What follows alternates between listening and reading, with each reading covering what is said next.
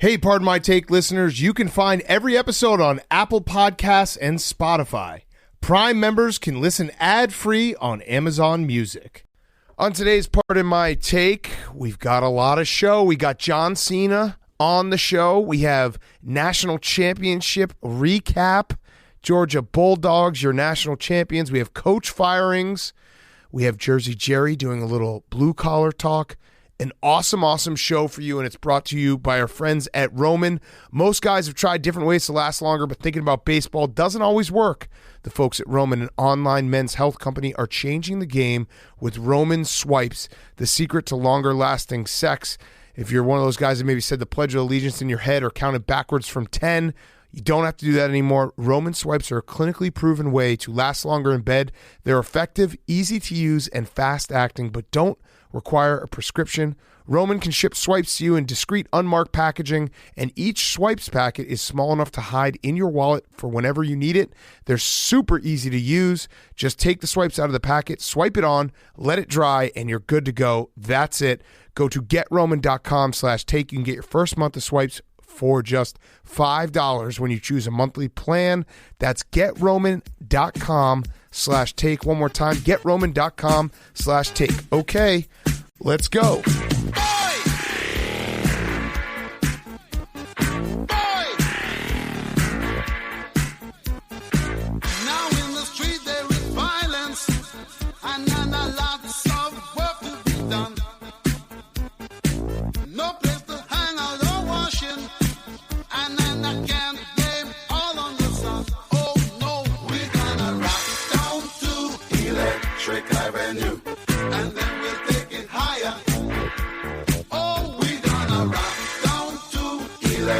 It's Pardon My Take, presented by Barstool Sports.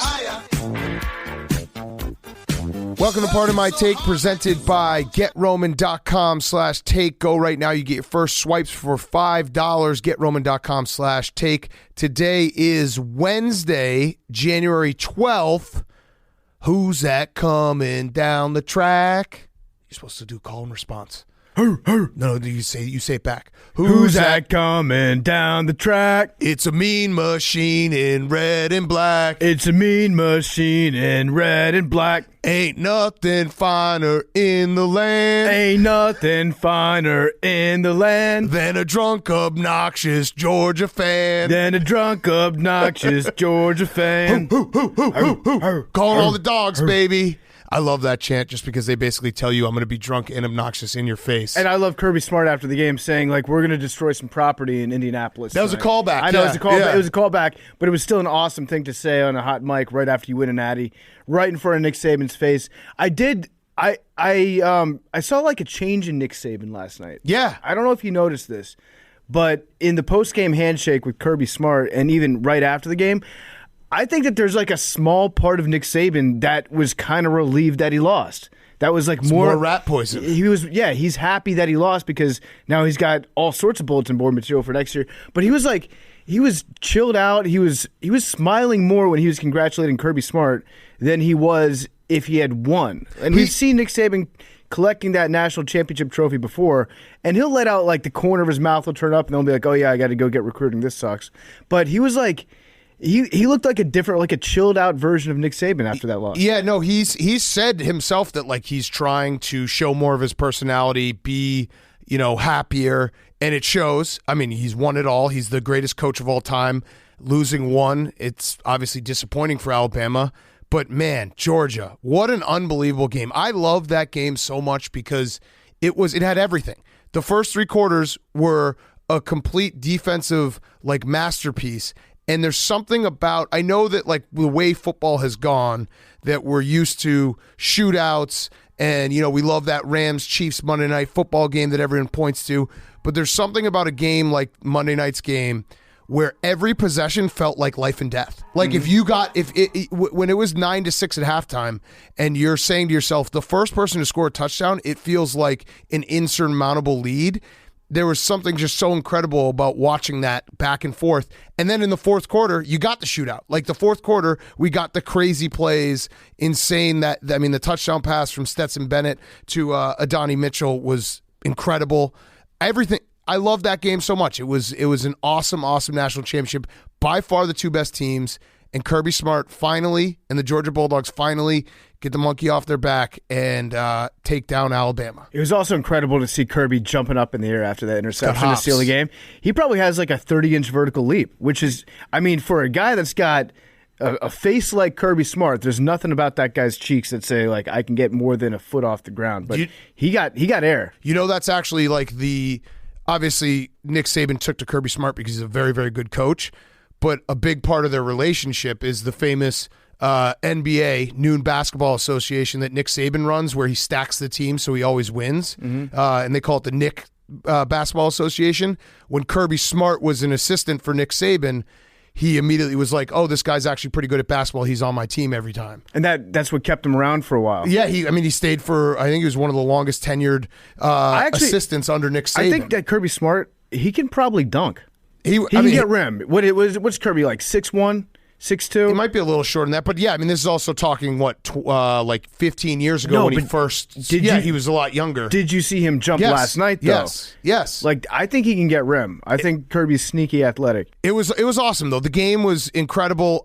Stetson Bennett might be one of the coolest stories. I don't know if we'll ever see, obviously you never say never with sports, but with the way college football is going and the ability for like high-level 5-star quarterbacks to transfer easily, it will be, I'll say this confidently, it'll be a long time before we see a walk-on be the starting quarterback for a national champion again. That was the first walk-on or former walk-on who beat Nick Saban since 1997.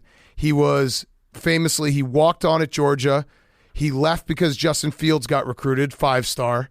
He went to a junior college. Justin Fields then transferred to Ohio State. He came back, had a bunch of, people had to get injured in front of him. He's a Georgia fan, grew up a Georgia fan.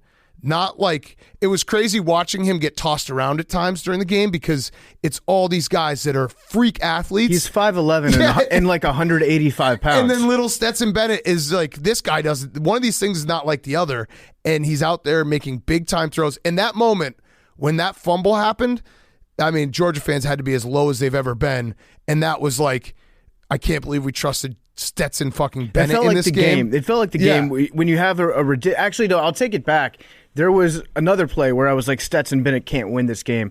It was on the flea flicker where I think he got intentional grounding on a flea flicker. Yes. And if you get intentional grounding on a flea flicker, that's about as bad as it can get. It was also the first, the other Stetson Bennett can't win this game, which we all were proven wrong. I think was either the first or second game or play of the entire game for Georgia when he got sacked for like 15 yards. And then I think on the third play, he scrambled for like 7 yards and fumbled to himself and bounced. No one's ever started a game more nervous than him. There were so many plays where it's like Stetson Bennett is in way over his head. And then he made that huge throw. But I think if you're Stetson Bennett, at the end of the day, you can just remind yourself, like, my name is Stetson Bennett IV. Yes. It is my destiny to be the quarterback of the University of Georgia. And he now has everything. Like, I don't know, the mock drafts say maybe 4th round to undrafted, who I would doubt that he's going to play much in the NFL. Doesn't matter. He's a king for life. He's got to be Augusta membership for life. He's got to have like at least 4 car dealerships in Athens. He's going to has it all. I think he's going to start out with an ATV place, like ATV and boat rentals. Yeah. And then parlay that into becoming the used auto king of the Eastern Seaboard. It's such a cool thing for him, especially that he was a Georgia fan when he was a kid. Right. And then it's every Georgia fan's dream to be the quarterback of the Bulldogs, and then he did it, and he shouldn't have been the quarterback for the Bull. Like, if you had hit Kirby Smart with true serum, like, would you rather have Stetson Bennett starting this game or a 5-star prospect that every elite program now has? Yeah. But no, it's Stetson Bennett. Stetson Bennett just somehow, it was the exact right time, exact right place for Stetson Bennett, and he took full advantage of it. He had a great quote. Ready for this quote? He said afterwards, by the way, it's so funny watching these guys do the interviews after, being like, oh, we actually got to interview Joe Burrow when he was still drunk. Because he was like, Stetson Bennett went on Good Morning America. Yeah. He was wasted. The difference is we were also drunk. Yes, right. We said that. Michael Strahan should have been drunk if he's interviewing Stetson Bennett. It is fucked up. I always thought that the meanest thing that you could ever do to somebody is make them call and talk to Mike Greenberg at 6 o'clock in the morning. It's the brutal. day after you win something. But he said, I hope it gives someone a little hope. keep your mouth shut, work hard, life is tough, work through it. And like, he could say that because he was a walk-on, and then he was transferred, and then he came back, and then he had to have, he was behind Jake Fromm, and then he had to have the guy last year, who his name's escaping me, suck, and then he got in, and then JT Daniels was a starter, then he got hurt. Like, all these things had to happen for him to be part of an incredible team, and obviously the real, like, winner of the Georgia football team is their defense, which they played their absolute dicks off. Like, it felt like Alabama, and Jameson Williams getting hurt was a big game changer. Huge. But Alabama, like, every time they would get these big plays, and Georgia's defense was able to, like, basically shake it off and be like, all right, don't give up a touchdown. Make them score field goals here. So we're not going to do the thing where we debate whether or not the worst NFL team could lose to Georgia, because I think the Colts would beat Georgia by at least 20 points. Yes. But I do think that this game, the Alabama-Georgia National Championship, had as many fast players on the field as most NFL teams would. It was insane. The speed on defense from Georgia, it's terrifying watching their big men run. It's actually scary to me. And their linebackers are faster than most safeties. And then, on top of all of that, you got a guy like Brian Robinson who's making them look small. Like, there was that stretch where it felt like Bama had taken control of the game when they were just pounding and pounding and pounding, and like it was like, they've sucked the life out of this game. I think it was when they again got a field goal because I think someone there was a lot of drop passes for Bryce Young, who's awesome. I love him so much, even in defeat. But Brian Robinson was just bouncing off these dudes, and like guys were trying to go high, and he was just carrying them for extra yards.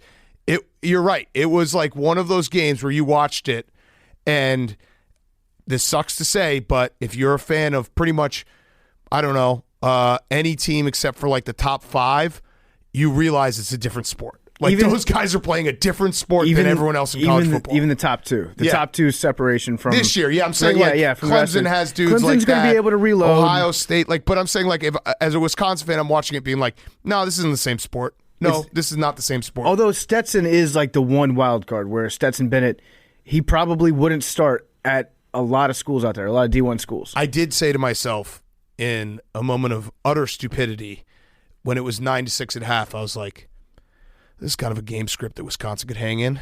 Just even though they would have been down like 40. But that's the thing about Stetson is if you root for a school like Wisconsin, or just any school that's 5 through 25, right? Your quarterback's probably better than Stetson Bennett is. Yeah, it's crazy. So it could happen to you.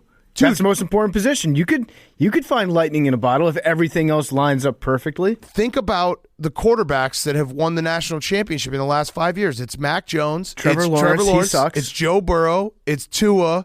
It's fucking Deshaun Watson. Like, these guys are studs that are top picks in the draft, and then Stetson Bennett. Throw his name in there. Combo breaker. Unbelievable. Also, I don't want to get bonked for this because I don't mean in a sexual way, but they need to freeze this Uga's sperm.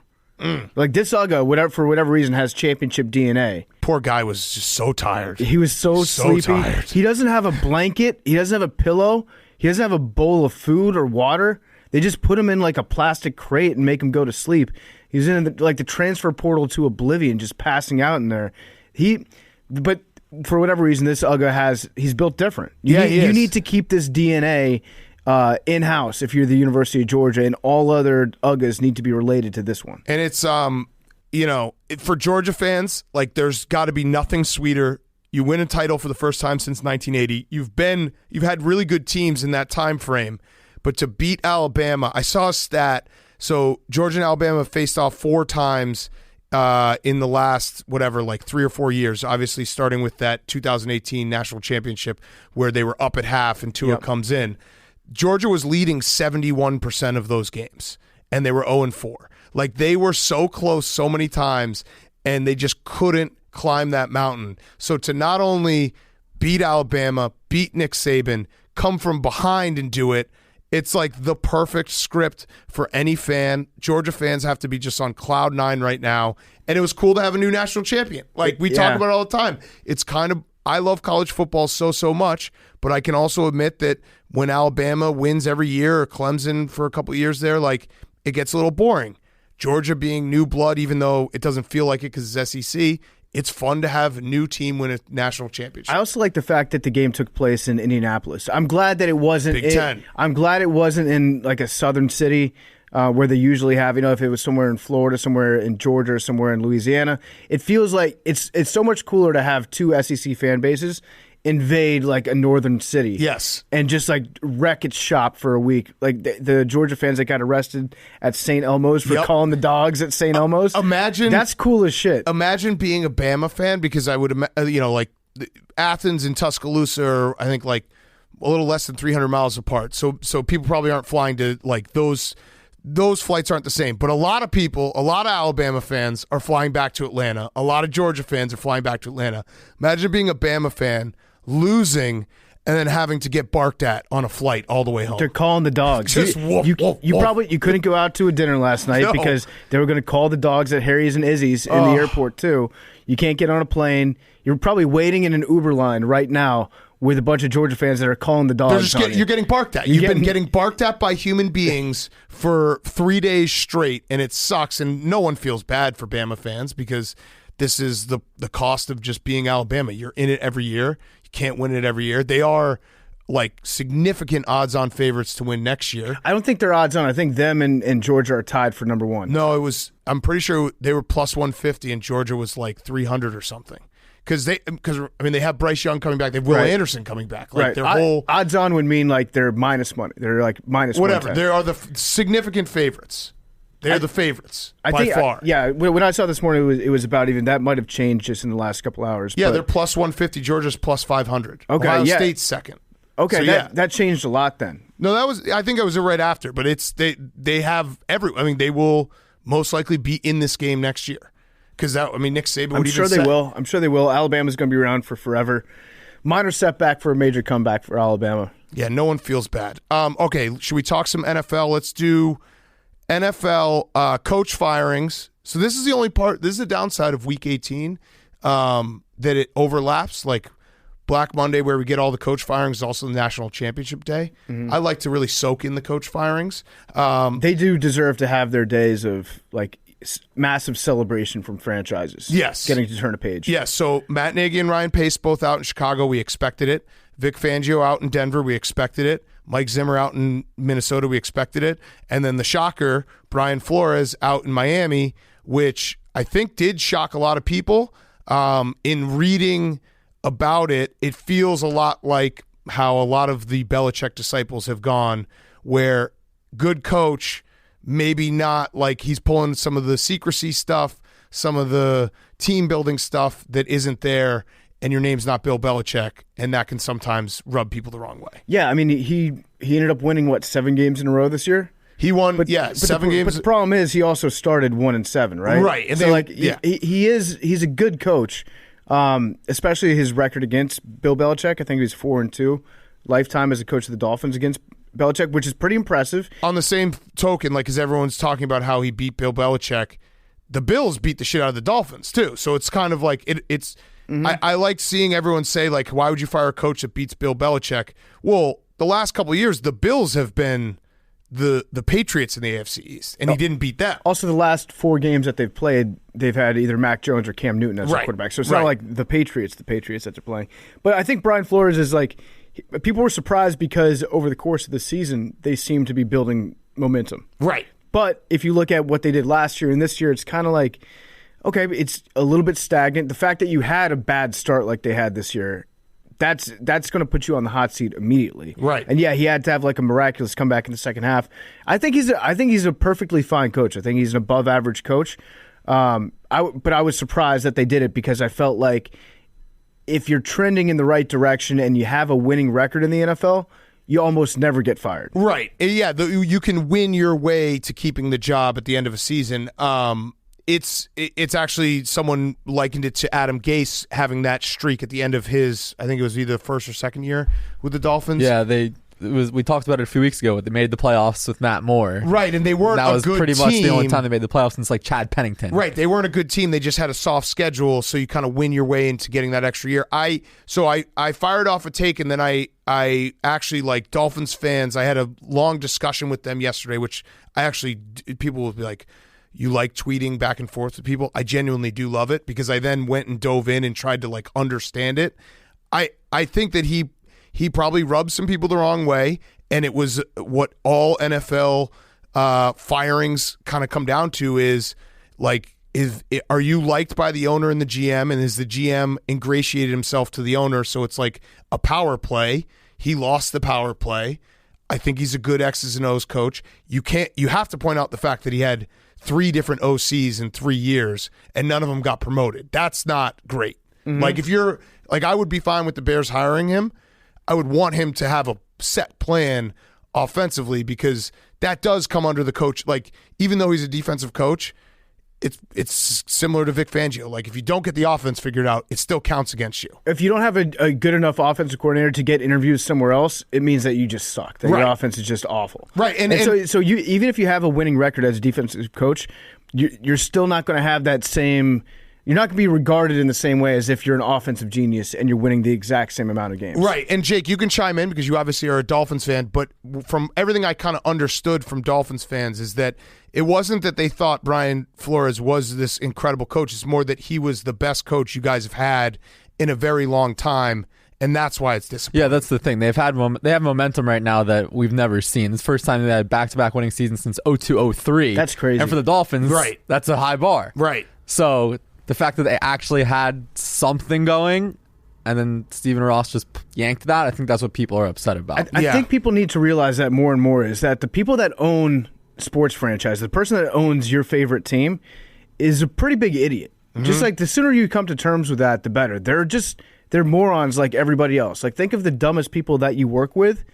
That is typically about the same IQ level as an NFL owner. Which is a great segue to what the Bears are dealing with right now. I watched the entire press conference yesterday.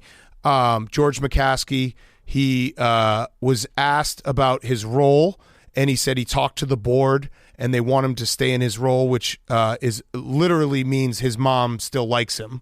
Who else is on the board? How many? What are the percentages of people with the last name McCaskey? He also said his Virginia, who's like 99, said she was very, very disappointed in the Bears season. So 2 varies, which this is all a replay of 2015, 2012, where they're just nothing is going to change. They have an accountant, Ted Phillips, running the organization. Which shout out to him.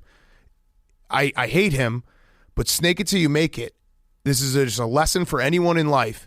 If you can figure out a big project that you can kind of keep pushing down the line, it's very hard to fire you. So he's obviously in charge of the Arlington Heights like land purchase, and I think that will never happen because Ted Phillips knows as long as they're still negotiating it, he will still have a job. No, that's actually brilliant advice. Yes. If you're the person that's got the long-term goal out there, then you almost make it people are afraid to fire you because then they'd have to find somebody else to restart your project. Right. And also they've wasted so much money on you. It's that genius. They feel like they're a failure if they fire you. Yes, but so that is very smart. Here's the good news.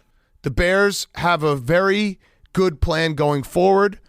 They hired 79-year-old Bill Polian to get paid probably $500,000 to run the coaching search. I want to start a search firm, a coaching search firm. I would be so good at it. I would give you 8x10 pictures of Greg Williams, Greg Schiano. Yep. I would probably print out a picture of one of the Shula brothers. Quote Bill Parcells. Yeah, Bill Parcells. I'd learn I'd have a binder of Bill Parcells quotes. I would get one of the Bowden boys in there just to have somebody that you can say no to. Real early on in the process. You can look down on. Yeah, look down and be like, okay, so we know what we're not looking for now. So let's keep moving forward. It's the best racket of all time, and I think Polian's first move isn't he bringing in like Jeff Ireland? Well, this is so bad. I'm officially like just giving up because it's again the only way the Bears can be fixed is Ted Phillips has to go and George McCaskey has to say. Which it's crazy that he still says he doesn't know anything about football when his entire life has been football. Like your family owns the Bears. It's your only job. It's literally your life is football. Maybe pop in an all-22 once in a while. I don't know. But either way, if he's still calling shots and Ted Phillips is there, nothing really matters. They hired Bill Polian. They also said which is the dumbest thing you could possibly do. They said, we're going to look for a GM and a coach, but if the right coach comes, we'll hire the right coach before the GM. So Bill Polian is interviewing coaches right now and also kind of GMs. So you might hire a coach and then a guy to be the coach's kind of boss afterwards. Okay, here's what's going to happen. Bill Polian is going to bring in one of his old friends. It's really a shame that John Fox probably won't be the coach again, because that was probably on page 1 for Bill Polian. It's just a sentence that says John Fox, period. Yeah. But Polian's probably going to bring in one of his buddies, interview that guy, and then they'll be like, hey, what if just the two of us did it? And then they hire themselves together. Bill Polian is now your general manager with the coach that helped select. They both kind of hired each other. Does that make sense? Right. And it's the old Dick Cheney looking for who George W. Bush's vice president is going to be. Oh, it's me. I'm right here. I'm the best guy. Yeah, now that I've actually given you the criteria, I check all the boxes. Yeah. He has to have huge pants, and he needs to steal food from ESPN. Yeah, oh, allegedly, I got but you, not. guy. Yeah. They did the same thing, though, in 2015. They got Ernie Corsi, who then hired John Fox. So nothing's going to change. It's all the same. I do want to push back on people who are like, Bill Polian knows, like, he was the architect of the Bills and the Colts and all these things. He knows so much football. At some point, it has to, he's probably not keeping up the same way he did when he was 50 years old. Yeah, and also, he's the architect of the Colts. He drafted Peyton Manning. Right. His biggest career accomplishment is, I didn't take the other guy. Yeah. I took Peyton Manning. Good choice, Bill. I'm just going to ride that for the rest of my life. I had one good week of work in the last 30 years, and now I just get to coast off that. It's another great example of snake it till you make it, and then once you do happen to make it for a brief period of time, just ride that wave, baby. Ride it forever. And Bill's doing a good job of it. I think it's very funny what's going on in New York with the Giants situation. So Dave Gettleman retired. Yep. He chose to walk away. Yep. At the peak of his powers.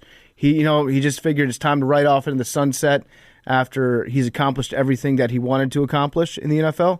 And it looks like Joe Judge is going to stick around. He did one of the famous long-term planning meetings with the owner where you sit and you probably cry and you fight for your job and you give him your plan of what you're going to do for the next 3 to 5 years. And it looks like he's going to stick around. And then he said, I'd really like to be involved in the search for the general manager. So he's doing... Why not? He just promoted himself to senior general manager. Yes. Who's in charge of hiring the GM who's going to be in charge of coaching decisions. So that it's even better than the Bill O'Brien being general manager and head coach at the same time, where head coach Bill O'Brien can fire general manager Bill O'Brien and hire somebody else. In this circumstance, it's senior general manager Joe Judge will hire his own boss, Genius, but also then be able to fire potentially his own boss because he hired him. I've come all the way around. I actually think the Giants, they don't have anything, but keeping Joe Judge actually makes sense this year, because I was thinking about it.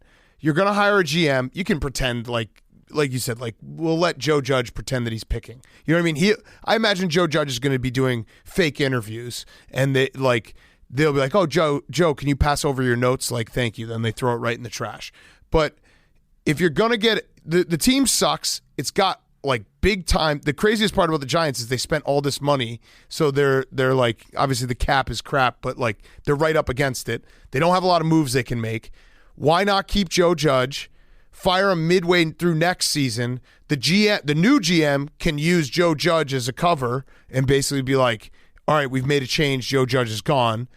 And then the new GM gets his new coach. That's what's going to happen. That's a very smart thing to do. Right. I've thought about it a lot, because on paper, Joe Judge still having his job and Brian Flores losing his job is fucking crazy. It is nuts. But it makes sense, because they're basically like, Joe, we don't want to pay someone else to then inherit no real up-and-coming candidate is going to say the Giants is a great job right now.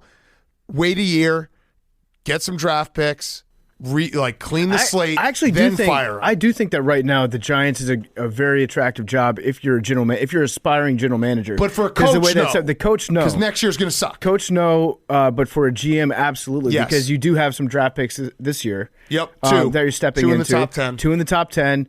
and then you have the perfect scapegoat in Joe Judge. Nobody expects anything out of Joe Judge next year. Right. That's smart, right? Yeah, He's like a human shield. Yes, you need a human shield. It's like if a coach takes over a quarterback situation where it's like somebody that you just recently drafted and you've got all these expectations, but they stink in their second year, a coach can then immediately hit the reset button either by trading for a quarterback or drafting another one if you're a new coach. You've got another 2 years extension. Right.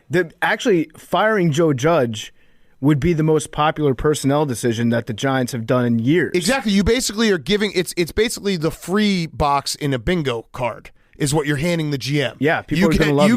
You get to show up, you get to go through the first 2 months of the season, have the Giants suck, then fire Joe Judge, and everyone's like, thank God he's cleaning house. The problem with the Giants is I feel like Mr. Mara, the Mara family, is constantly looking for another Tom Coughlin. Yeah. They just want they hired Joe Judge to be their younger version of Tom Coughlin, which is basically saying like we want an asshole.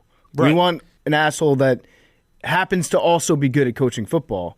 But the problem is like if you're going to be an asshole, you have to be an asshole that has a track record of success in the NFL. But you can't really be an asshole before you become a good coach. Every Belichick disciple. You can turn into an asshole afterwards, but it's usually not a prerequisite for everybody to hate you before you get good, which is, it seems like the most basic, like human interaction piece of advice that you can ever have. It's second nature, right? Like Make friends. Make friends first, and then you can do whatever after you start doing good stuff. The Dolphins situation, I read this article that I'm always obviously skeptical after a coach gets fired who's putting everything in the media, but it was very fair and like right down the middle. And they essentially said, what's his first name? Greer.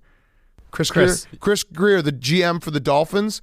They're like, why has Chris Greer been able to hang around through Adam Gase and Brian Flores and all these changes? And it's like, because he's very deferential and he shows Stephen Ross a ton of respect. He's a suck-up. Like, sometimes you got to be a suck-up in your job. I mean, Vinny Serrato was the general manager and senior legal counsel for the Washington football team for the Redskins for, I want to say, like 14 years. And the only time he ever got fired was one time Marty Schottenheimer was like, this guy sucks and he's a football dumbass, so I'm going to fire him for a year. Then Schottenheimer got fired so that they could rehire Serrato. But Serrato's job was essentially to just get beaten by Dan Snyder in racquetball. This is Ted Phillips that we're talking about. It's full circle. There's always one of these guys in every organization. Just let the owner kick your ass in racquetball or golf, whatever sport that he plays. Laugh at all his jokes. Make sure he has his nice cigars that he likes. Cover up any sort of sexual harassment claims that he's got going under the rug. And then you will have a job for life as being like the football Rasputin, the second in command of any franchise. It's really hard to fire your friend. Yep. That's what we've learned in the NFL. But it's, the Giants, it will be interesting. There's 4 jobs open. It feels like Pete Carroll, the Seahawks would be so smart to just bring Pete Carroll and Russell Wilson back. They are. Be like, it has to happen. You're better with these two guys than like 80% of the league. Right, but that's all they're going to do this offseason. They're going to say, you know what? These two guys are coming back. We've got our quarterback, got our coach, so we'll be fine. We'll just roll the dice with these guys again, and then they just won't do anything to address any other positions of need whatsoever. But I still would rather that than break up those guys because we see it. You end up in football purgatory with revolving doors, and there's a lot of franchises you can say that about. The Bears are definitely one of them. The Giants are one of them where you just lose your way, and it's like a never-ending cycle. So, okay, should we do Hot Seat, Cool Throne? Let's do it. All right. Hot Seat, Cool Throne brought to you by Wood. Introducing Wood, a new men's grooming line offering products across hair, body, beard, and shave. Wood is for those who dare to try new things and are always planning their next adventure. Wood works and smells as good as it looks. Wood is, I actually got it, so Barstool's created this. It's a great product. I have it in my shower now. I use the moisturizer, the hair care. They have deodorant, facial cleanser, body, beard care, and more. Golden Hour, Summer House, and Fresh Tracks with the scents. Wood is going to be available at getwood.com or all your local CVS's. So check it out. Hashtag for those who would. I'm washing my hair with wood now. It's never been cleaner. It's never smelt and been fresher. So go check it out right now at getwood.com. That's WOULD.com, or at your local CVS. Okay. Hank is out with the Coco. Liam, do you have a hot seat, cool throne? Yes, I have Okay. both. Okay, let's go. All right. My hot seat is Jim Jones, the rapper from New York, Dipset. Isn't there like a cult leader? no, I know. Dipset. Yeah, Dipset's yeah. awesome. Yeah, Not Jim the cult Jones. leader one. Yeah. Yep. Yeah, in a interview with the Breakfast Club recently, he claimed that he learned how to tongue kiss from his mom. Oh, Okay. And it was very awkward where they kind of didn't keep going with it. bonk. that Was a bonk, yeah. It was That's That's a major bonk. kind wow. of early guys on chicks. Oedipus. Yeah. Did he kill his dad? Damn. I don't know. I mean, I Hope guess, not. that's a lot to digest there. Yeah, I don't really know.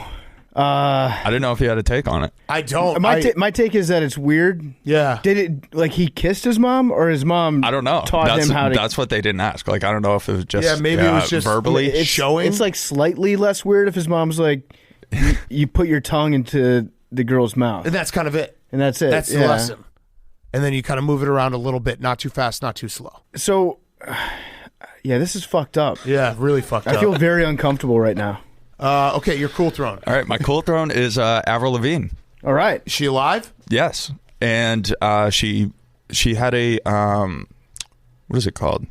She had like a cover like story written on her, and I believe it was Bizarre or like one of those. Okay. And she posted on Instagram like who wants a new song, and people are saying she's going to put out a new album, which Wow. I don't think she has. Okay. I'm like, Avril's back. So Forever. I'm pumped about this for one Me reason. too.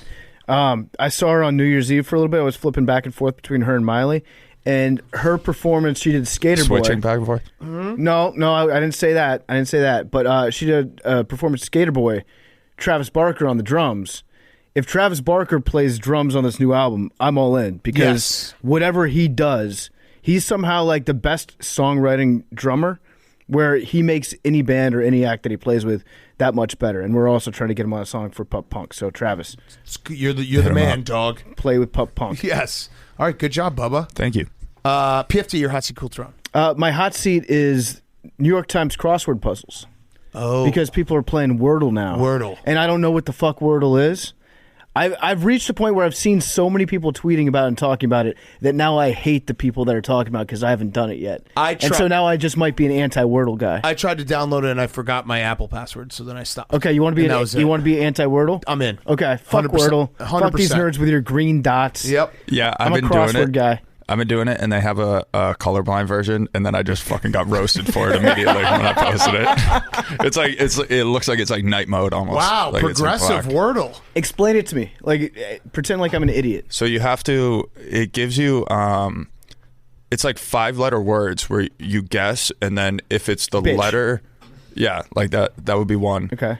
And then it tells you if the letter is in the right space or if it's like in the word, and then you just keep guessing as it goes. Oh, that sounds stupid. You guys ever play Mastermind, the Wordle. board game with the colored pegs? I don't like anything that's supposed to Similar to sharpen that. my mind. I'd like to just have my mind get duller and duller. Yeah, that's why I watch TV. Yeah, exactly. I don't need to read first thing in the morning. All out. right, your cool throne. My cool throne is starting wars in the Middle East. Oh, Because the New Yorker is, nice light one. okay, nice. The New Wordle to wars. The New Yorker is, it's a 4-letter country. It starts with the letter I. Who are we going to bomb next? If you guessed Iran, you are correct. The New Yorker is writing an article just being like, hey, heads up, Iran, they're going to attack, so we better start a war over there real quick, pronto, and take care of that regime. As if we haven't lived through the last 20 years of existence on planet Earth.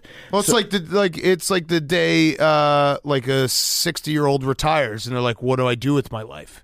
I worked all my life. I was at war all my life. Yeah, I got to go back to war. You got to find something else. Listen, Brooks was here. It's funny how we keep doing the exact same thing over and over and over again. It'll be different. It'll be different this time. There, you know what? We're going to be greeted as liberators over there. You know what it is? It like starting another war in the Middle East. It is like another team hiring Adam Gase and being like, you know what? We feel like this time he's gonna really be different. He's shown a lot of growth. He had some bad setups in the past, some He was bad with Peyton environments. Manning. He was with Peyton Manning. Remember, he had that great season. Yep. Yeah. I love it. All you got to do is eat McDonald's and blue jeans. Exactly. That's us saying, remember the first Iraq War? We won that in 2 weeks. That was awesome. Had a great team around him. Joe Schwarzkopf. We're going back to the war in the Middle East. So that's sick. Fun. All right. My hot seat is Colts fans because not only on Monday night was it in Indianapolis, you could actually see the faint Colts logo at midfield, and then the day after, your season falls apart against the 2-14 Jackson Jaguars. Did they win 3 games? 3-14 Jacksonville Jaguars. Carson Wentz shits down his leg, and then Andrew Luck shows up out of nowhere, and he goes on with RG3, and that had to suck so fucking bad to be like, oh, all of our life's problems can be fixed by this guy who just showed up on TV. But he doesn't even want to be there. Yeah, right. He looked like he's lost about 70 pounds. Oh, my God. I actually don't think that Andrew Luck has picked up a football in the last 3 years. Yeah. And he looks really happy. But it was right there. It was right there. Mm-hmm. It's right in your face. You're trying to just drown your sorrows, and Andrew Luck shows up looking happy as could be. And Andrew Luck does not lose that game. No. He doesn't. No, he does not. He does not. People forget Andrew Luck was a very, very good quarterback. Yes. Even though Hank would probably dispute that. I think he's one of the guys that Hank hates, right? Yeah, there's a list. Yeah, I run it. All right, my cool throne is Billy, because when Bill Polian was announced that he was hired by the Bears, I went and looked and tried to see his worst takes.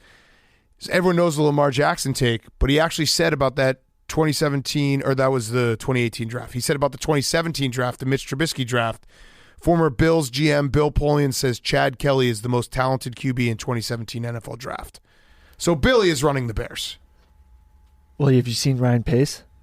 Yeah. No, there's some picture that someone tagged me in where Ryan Pace, I had to do a double check. I thought it was me. I would rather you be running the Bears. No joke. And that's not. We'd have fun with it. Yeah, no, at least we'd be doing some out of the box things. Usually high effort. You would just hire the Iowa strength coach that Urban Meyer hired. Great. Yeah. Who cares? We're just going to be something different. We're going to be the strongest team. But it's great to see that that's the guy they hired. That's your take, Chad Kelly, most talented guy. Yeah, and then also my cool throne is game of the year is 2-0, 2022. It is thrilling.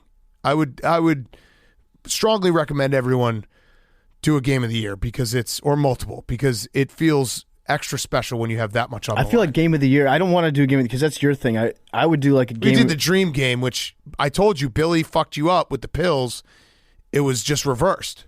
No, but my score was perfect. I'm saying though, you were if you had just reversed it, Georgia. The point total was perfect. I'm not going to do a game of the year. Dream game is different, very different for you. That's just like something shows up in your subconscious and instructs you about something. I would do it's the pills though. I would do a game of the decade. I've done the game of the century. Game of the century. Yeah. This is game of millennium. You did a game of the century? I've done a game of I think I did a game of the decade last year or the year before. I know Stu Feiner does game of the centuries once every couple weeks. So I might do game of a lifetime. Game of the millennium. Goal. Yeah, you can just keep going with it. It's fun. When's the next game of the year? I gotta look. Probably the next couple weeks, if we're being honest. I'll probably end up with about 25 to 30 game of the years this year. I mean, it's January. I'm already got 2. So I'm on pace for 48. Yeah. Mm-hmm. Averaging 1 a week. We're in the second week of January. All right, what's your hot seat cool throne, Billy? My hot seat is Pokemon Go. 2 police officers were arrested for, instead of responding to a robbery in progress, they decided to go hunt Snorlax on their Pokemon Go app instead of responding to a crime Did they get scene. him, though? Yes. They got Snorlax. They did. Good. It's kind of worth it. Yeah, mission accomplished. And they both got fired. Why? Oh, Snorlax didn't do anything for him? I didn't even know that people were honestly still playing Pokemon Go. That was 2016. It was also the most blatant, we're just going to take pictures of your house. Yeah, everybody turn this camera on and videotape the inside of your house and then send it to China. Yeah, point it at all of your surroundings and neighborhoods so that we can Google map everything from the ground. Mm-hmm. This is totally fine. But the fucking Pokemon showed up on your phone in your house. It was cool. It was very cool. It was cool. And your cool throne? My cool throne is the Turkmenistan Gates of Hell. Okay. Yes. Are we invading them? No, but it is basically a pit that's been burning since they discovered it. They think Soviet scientists might have done it. Turkmenistan has once again tried to extinguish the gates of hell, and they have not been able to. It's just a mystery fire underground. It's just a hole that is burning. That's not a volcano. That is just burning gas. Sounds like hell. Sounds like they discovered hell. Exactly. It's like the eternal flame. Wasn't there a fire in Pennsylvania that lasted for like 70 years? An underground fire? Sure. I'm pretty sure there was. It might still be going to this very day. That sounds like something that Another gate can't of hell? really be fact checked. That I think you just gotta spin it as a positive. And Yeah. just be like, this is the home of the longest burning fire. in Longest burning America. fire ever, yeah. Yeah. My other cool throne is the Northeast because it's pretty fucking cold. Yeah, it was cold It is. today. It was windy. It was cold. 20 degrees. Yeah, winter sucks. Historically cold. Winter sucks, but guess what? We still have like 5 more weeks of football. So that is the positive to week 18 is it doesn't even, like, I always get a little sad after divisional round because you're like, oh shit, there's only 3 more games. I start to get upset when we no longer have Saturday football. Right. So we have 2 more weeks of that to get us through January. All right. Oh, Jake, yeah. The fire has been burning since 1962 in Centralia. There we go. Still going right now. It's a sick fire. My hot seat is Dick's Sporting Goods. So Okay. they tweeted out 10 p.m. on the Yes. dot, Georgia champions. They were right, so their employees are now on the cool throne, but if they lost, that could have been a big issue. I'm woke. I feel like that was just a genius plan to get people to talk about Dick's Sporting Goods. Hey. Right? Here we are. Like that, every account should do that. Yeah. Yeah. It's genius. Like, what's it? Michael Rubin is like putting them out of business Yeah. single-handedly. We should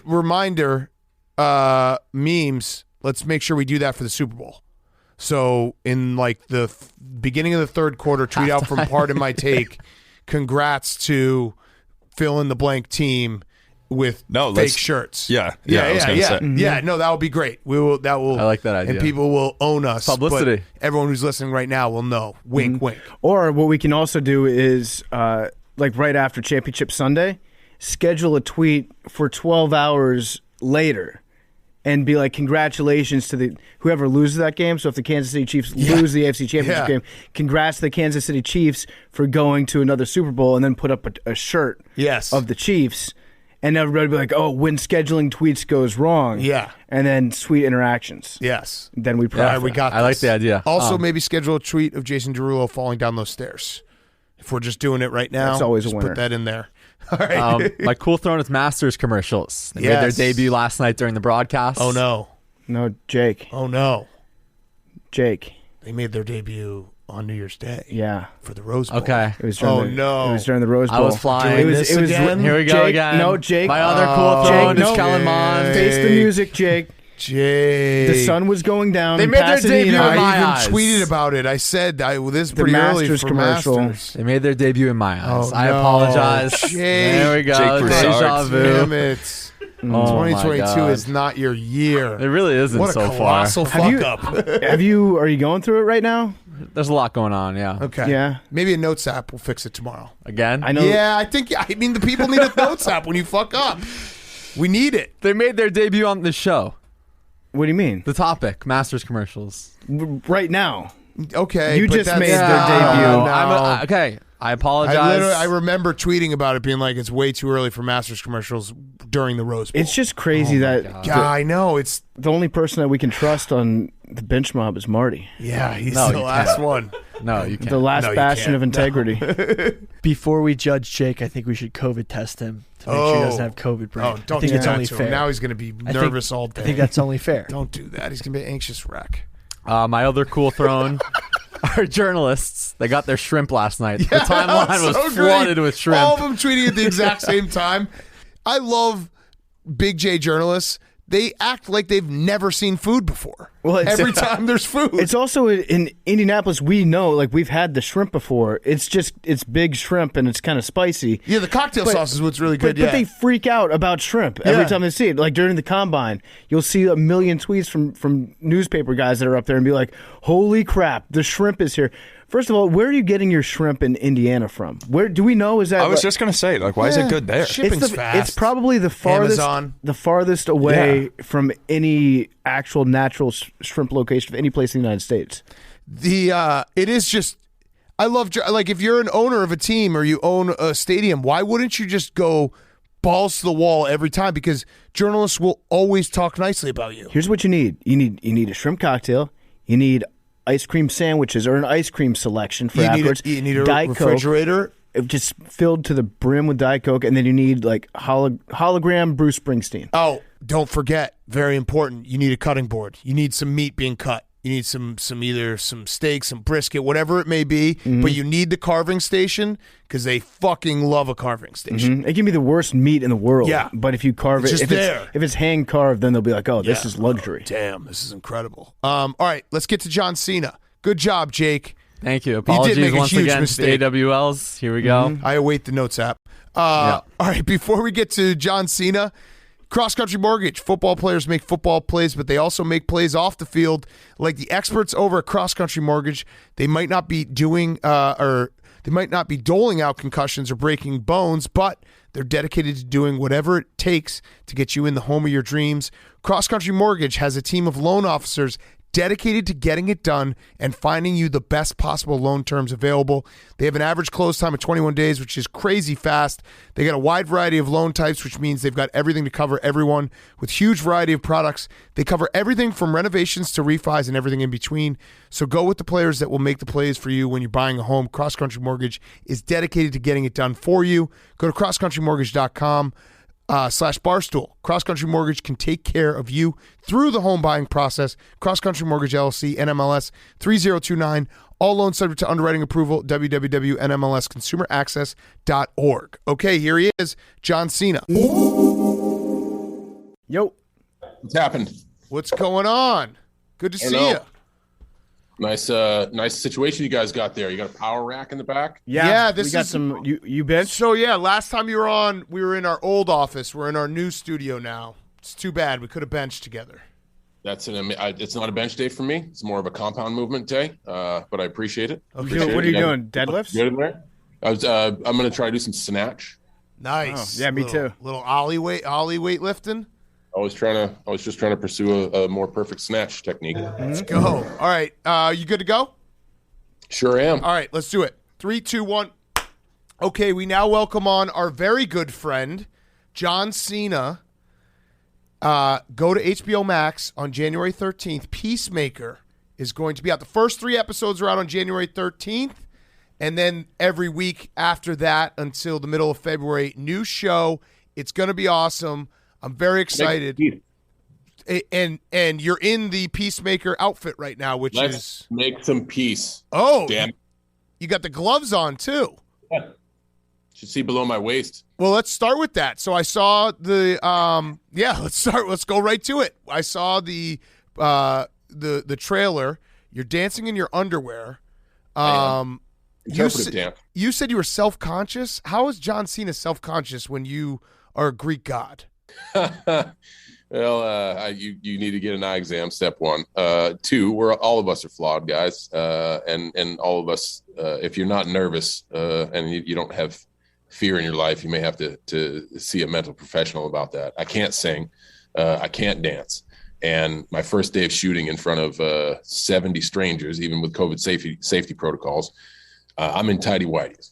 So I'm told to do 2 things I'm really new and not proficient at and not any good at, and do it with pretty much showing my junk to the world. I was nervous about that. I was hella nervous, but that was our first day, and hats off to James Gunn for doing it for day 1, because we kind of set the tone to just have some fun, and it really set the tone on what the series was about. Yeah, did you get to give him any notes on that? Like, hey, maybe I can wear cargo shorts and dance. I'd feel more comfortable if I had. I certainly would feel comfortable in cargo shorts or jorts, but I don't know if he's in the note taking business, and I'm not in the note giving business. So I was told to tidy whities, so I brought my small piece to the table, and we made some peace.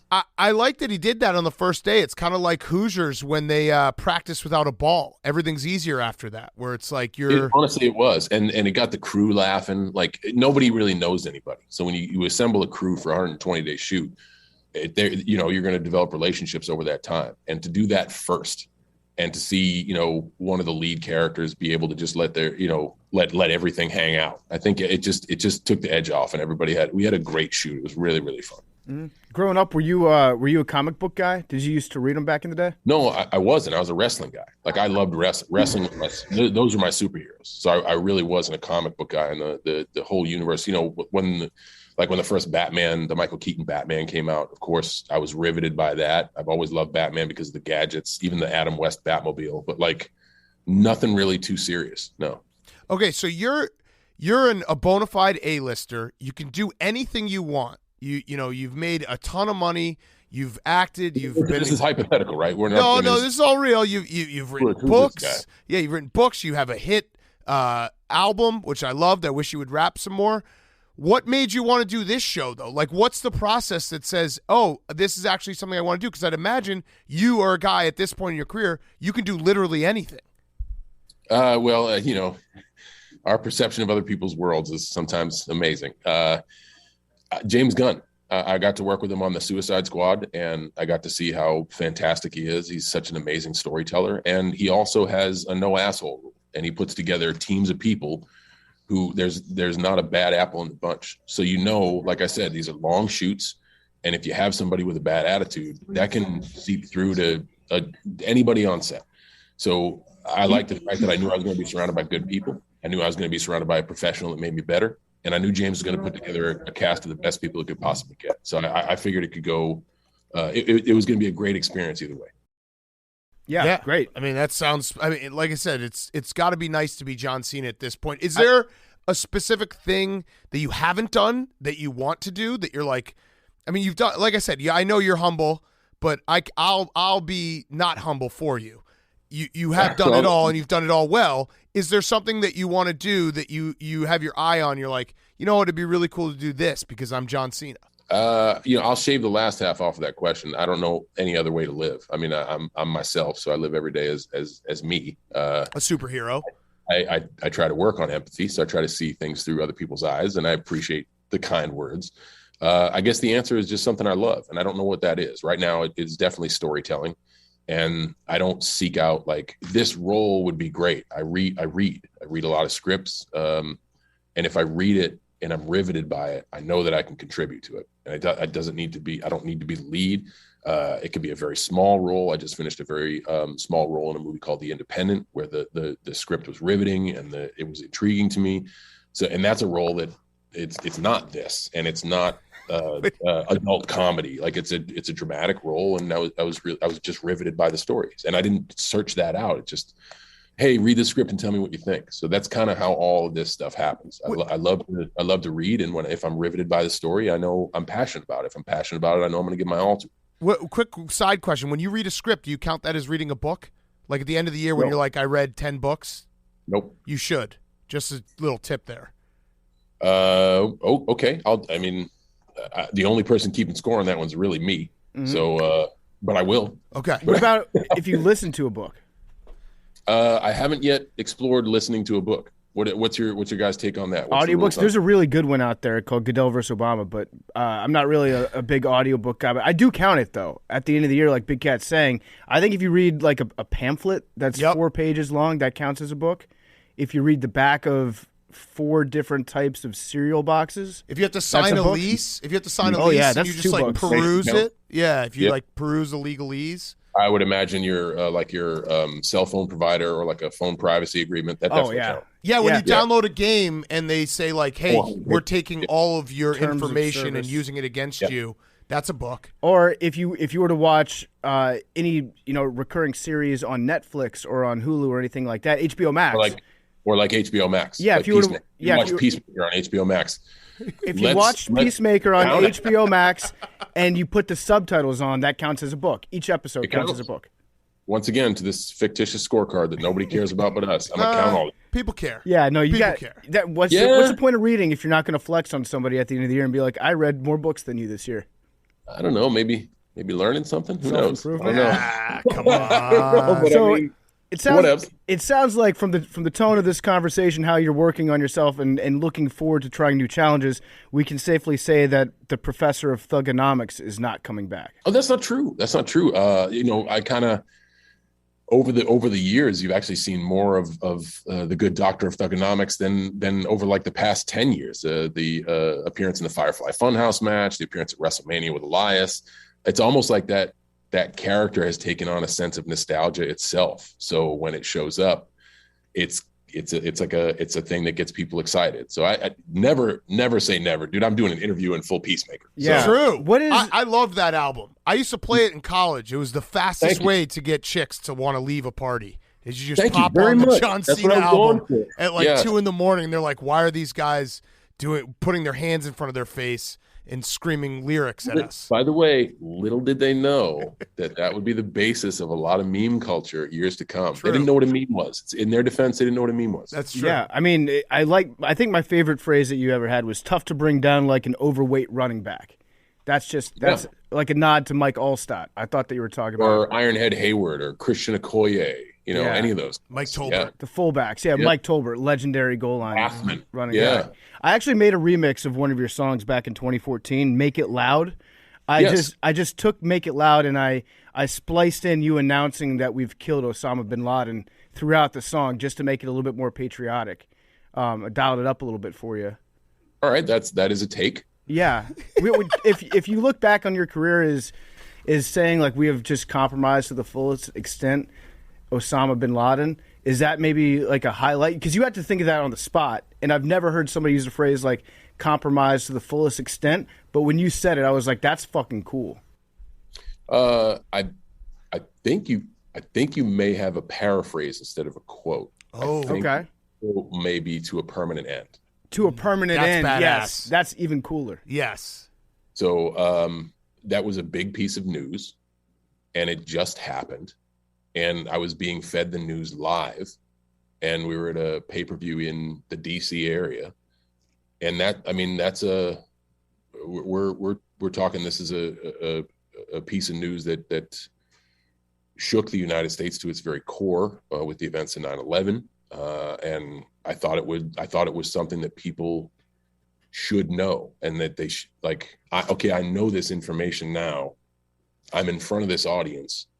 They should know this. And I just tried to think of a way to convey the message to make it as digestible as possible. And that's what popped into my head. I wanted people not to find out when they got home. Right. I thought that event and that moment in time was so impactful that I wanted the people to know right there. And that's just I tried the best I could to convey that message. I'm glad you remember it in paraphrase form. I appreciate it. It means it affected your life in some way, but I just tried the best I could to do it. It's an all-time moment. It's an all-time moment. It's got to be an all-time thrill that, like, we joke about breaking news to people. There's something about that's a rush. Breaking that type of news to a stadium of people has got to be a career highlight. Obviously there's things you actually did, but like that's got to be one of the things that you remember most vividly, I would imagine. Well, certainly to be in a position where people pay attention to your message. Right. I mean, that's there's no doubt that like I said, that's a moment that had a ton of gravity, which is why, and I didn't do it for the broadcast. I thought we were off air. So I just literally did it for the people in arena, because if we're on the broadcast, you can click and find the news elsewhere. So I just really did it for the live people in the arena that may not have instant access to that piece of information. Wow, crazy. So I don't know if you remember, to go a little lighter route. I don't even know if you remember when you came in and we interviewed you the first time. Do you? You've done so many interviews. It's okay. We're forgettable. It was in your like you said, your old offices, all white offices. We were pretty much in like a closet phone booth corner with you guys, right? Yep. And there was there 3 of you then? Yeah, 3 of us in the room, probably. Maybe 3 4. of us in the room. But yeah, the part that I'm hoping you remember, and I'm hoping you think about all the time, is my belly button, because you saw my belly button, how deep it was, and you wanted to risk it all. I don't know. You know how we have experiences in our life that we're not brave enough to revisit, so we just black out. Mm-hmm. And like it takes concentrated, dedicated therapy. You just uncovered that experience for me. Whether I'm ready for it or not, I don't know, but I feel like I may have to go to the bathroom and cry at the same time. And somehow I'll be moved. in an emotional way. Yeah, you got a deep belly button. I got a very deep belly button, and you gave it a sup with your eyes. I assessed your anatomy. I did. All right. You revealing yourself to me. I did look at you. Yes. You look deep inside my butt. It's more sensual than looking deep into someone's eyes. Looking into the crevices of their belly button, the cavernous belly button. Yes, their former feeding tube. Yes. Well, yeah, if you want to put it that way. We're going to get back to John Cena in a second, but before we do, HelloFresh is here to tell you about their farm fresh, pre-portioned ingredients and seasonal recipes delivered right to your doorstep. Skip trips to the grocery store and count on HelloFresh to make home cooking easy, fun, and affordable. That's why it's America's #1 meal kit. I tried HelloFresh a few weeks ago. It is delicious. They give you great food, high-quality ingredients. They make it really easy, too. There's some meal prep companies that send you stuff, and it takes you an hour and a half to cook. You don't have time to do that during your busy life. Use HelloFresh. It's so much easier. The new year is a great time to focus on what's most important to you. It could be saving money by ordering less takeout. It could be learning to cook or prioritize your wellness. HelloFresh is here to help with endless options to make cooking at home simple and enjoyable. They've got quick and easy meals, including 20-minute recipes. They have low prep and easy cleanup options that provide an even faster route to putting food on your table. I love easy cleanup. That's the worst part about cooking, I think. I don't have a problem with prepping. I don't have a problem with cooking. I got a problem with the cleanup. I hate cleaning up. It seems so anticlimactic after you've eaten your delicious meal. Well, they have even faster ways to clean up, and they have low prep options as well. It's 72% cheaper than a restaurant meal of the same quality, and you can save on average over $65 a month when you order HelloFresh instead of grocery shopping.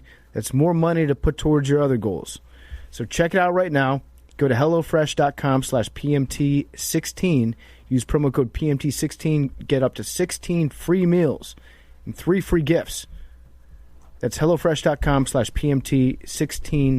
Free meals and 3 free gifts. Now here's more John Cena. Go ahead. I got a question. This is kind of a headline grab, so we're going to try to get you in the news.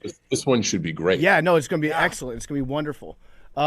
Get people buzzing about the new series on HBO Max, Peacemaker. Check it out right now. Binge watch it. Read a book while you're doing it.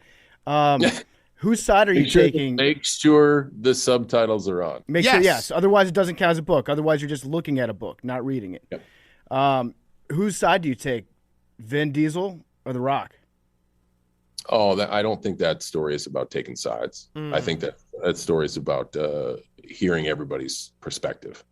And it's a story where me as a fan of the franchise, I'd love the franchise to get together for this last run. You know, I hope they call me to be in it. But when someone says professionally they want to go in another direction, if you say anything other than okay, it's their professional opinion to make the choices they want.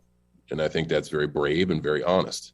So I think Vin's perspective has a lot of gravity and honesty. And I think Dwayne's perspective has a lot of gravity and honesty. And I think this is, man, if we could just stop taking sides, just take a second. This is very mature of you. To hear everybody that these are both two amazingly successful superstars, people who have crafted their own existence and are just globally adored. And, Vin's been the father of the Fast franchise. He's coming in on his 10th installment. Dwayne is started as the most electrifying sports entertainer in the history of sports entertainment, and he's now in his own universe. So I guess it's just about understanding where each guy's coming from. That's all. It's a very mature answer. I'm trying to get headlines, and you're doing a very good job of answering it like an adult. Would you rather drink Coronas with Vin Diesel or tequila with The Rock? So straight spirits are tough. They make a night quick. And I've always really wanted, because I'm a fan of the Fast franchise, I've always really wanted to be invited to a barbecue. And I know I have to be grateful for what I have and not for what I want. And being invited into the Fast franchise, especially to play at Toretto, that's an honor. But damn it, I was pissed when I wasn't in the barbecue because I've always wanted to be in a Fast barbecue, that symbol of family and camaraderie at the end when everybody's drinking, it's just I wanted to be involved. So because for that reason alone, and the fact that, spirits get you there quicker. So, and I've seen Rock, he chugs tequila. I don't know if I could go match for match with him. I think he just put me under the fence. So maybe I'd stick to a fast barbecue. Okay, good answer. I have another headline grab. Oh boy. You recently died from COVID. What was that like? Well, I would ask the person that wrote that piece of information. It's apparently they really make good animatronic robots. It's more than the Hall of the President stuff. I mean, look at this. This looks really real. So I think that's a great exercise in fact checking articles. Yes. Did you think that you were dead? We all need to do yes. out there. Yes. Yeah. What was your what went? I mean, for people who don't know, there was just one of those stupid internet rumors that John Cena died from COVID. That's got to piss you off a little bit. No, it doesn't. Honestly, if anything, it just when someone it's weird that you can take a piece of information like that and say stupid internet rumor. I wish more people would have a perspective to cross-check and fact-check and dive deeper for truthful information, because there's so many things out there that might fall into the classification of stupid internet rumors. But when it's something as silly as that we know isn't true now because I'm speaking to you in real time on this show, I think it's a nice exercise into don't believe everything you read. Was there a small part of you that wanted to just kind of go along with it for a day just to get some of the tributes out there? Just so you can see all the nice things people might say and then be like, ta-da. A small part of me that wanted to end my existence. The answer to that is a resounding no. I love the gift of life, and I want to have the gift as long as I possibly can. So no. Not to end your existence, but to just kind of not say anything about the rumor being fake for a day. What and where is the good in that? I guess people would just be like, John Cena. I love John Cena. He's such a great guy. Remember that time? People would share anecdotes. Like I would have tweeted, remember that time John Cena wanted to fuck my belly button? Man, I miss that guy. I know you guys are trying to have some fun. I just lost a really close friend 2 days ago. Oh shit. And, no, that's cool. So when I say something like that and you take the smile off your face, loss is a really tough thing. And trust me, I'll joke about a lot of stuff. Especially if you watch Peacemaker, I'll joke about a ton of stuff.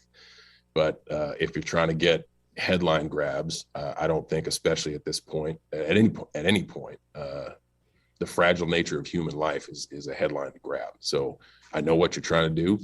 I can't fault you for trying, but in taking a moment to reflect on the passing of a good close friend of mine, man, I see things from a completely different perspective. I just don't think that's the right avenue for me to go down. John Cena just fucking threw us through the ring there. That was a hell of a. No, I feel bad. Yeah, no, you're right. Hey, whoa, yo. First of all, don't feel bad. And again, I think this is one of those things where nowadays we walk into sensitive territory, right? And people get scared and they get defensive, and that's how arguments happen and nobody gets hurt. I get what you guys are saying. I totally do. You caught me at a time in my life where I'm going through some stuff, and that's just not a path I want to take. That's not saying it's wrong. That's not saying it can't be funny. And I think people need to maybe pump the brakes on comedy a little bit and be a little bit more, understand that laughter is the best medicine. But I'm just saying, in this case, right now, here, that's just not a path I want to go down. Gotcha. I hear you. It's just not a path I want to go down. I'm not funny anyway, so I won't even try to go down that route. Yeah, let's transition it. I'll transition especially just not for people to click on, something to click on. You're right. All right, I'll transition us. So Peacemaker, like we said at the beginning, go watch it, HBO Max, January 13th. The first 3 episodes are out. Then it's out every week. Fast transition, by the way. Thank you. Yes, I got you. The show looks like it is like you have a good sense of humor, very funny moments, but then a very serious side. Is that like I'm always awed by actors who are able to switch back and forth between those two, because I can't act, like none of us can act.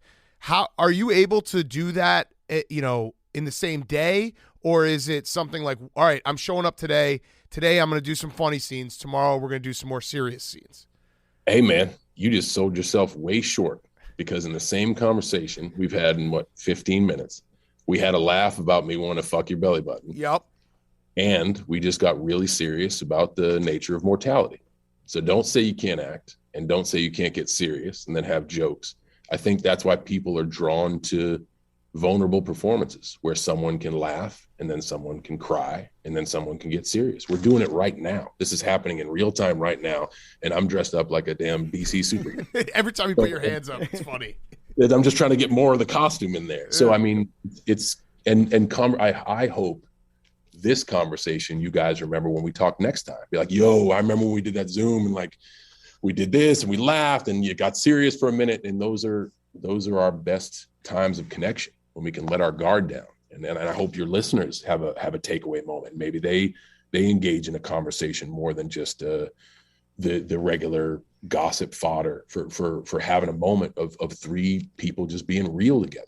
So you can do this because you just did it. We just laughed about your belly button, and now we're just talking about something else serious. And then we're going back to talk about a TV show. So you can do it, and that's what makes it fun, and that's what makes hopefully more people listen. I do wonder sometimes when actors, they get into a very emotional, vulnerable place when they're doing certain scenes, and whether or not that sticks with you after you're done with your day at work. You go home, you've just put yourself in a really tough place, being able to, access a part of your mind and a part of your body where you're able to show, like, okay, you're crying, you're doing all this stuff in front of, maybe dozens of people that are working with you.